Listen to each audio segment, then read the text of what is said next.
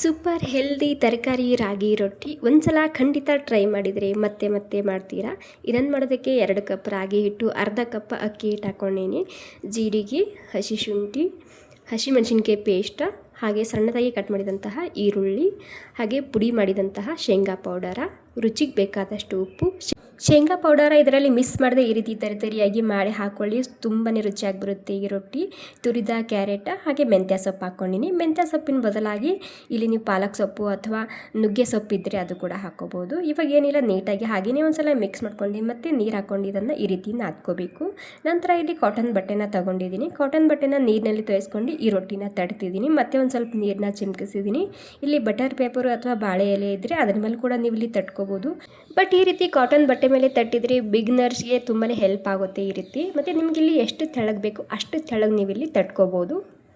ಸ್ವಲ್ಪನೇ ಎಣ್ಣೆ ಹಚ್ಚಿದ್ದೀನಿ. ಎಣ್ಣೆ ಅಥವಾ ತುಪ್ಪನ ಹಚ್ಚಿ ಎರಡೂ ಸೈಡ್ನಲ್ಲಿ ಕ್ರಿಸ್ಪಿ ಆಗೋ ತನಕ ಬೇಯಿಸ್ಕೊಂಡು ತೊಗೊಂಡ್ರೆ ಸೂಪರ್ ಹೆಲ್ದಿ ವೆಜಿಟೇಬಲ್ ರಾಗಿ ರೊಟ್ಟಿ ರೆಸಿಪಿ ರೆಡಿ ಆಗುತ್ತೆ. ಬಿಸಿ ಇರುವಾಗ ಮೇಲೆ ತುಪ್ಪ ಹಾಕ್ಕೊಂಡು ಹಾಗೆ ಕೂಡ ತಿನ್ಬೋದು, ಅಥವಾ ಕಾಯಿ ಚಟ್ನಿ ಮೊಸರು ಇದ್ದರೆ ಸೂಪರ್ ಆಗಿರುತ್ತೆ. ಇಷ್ಟ ಆಗಿದ್ರೆ ಲೈಕ್ ಮಾಡಿ. ಥ್ಯಾಂಕ್ ಯು ಸೊ ಮಚ್ ಎಲ್ರಿಗೂ.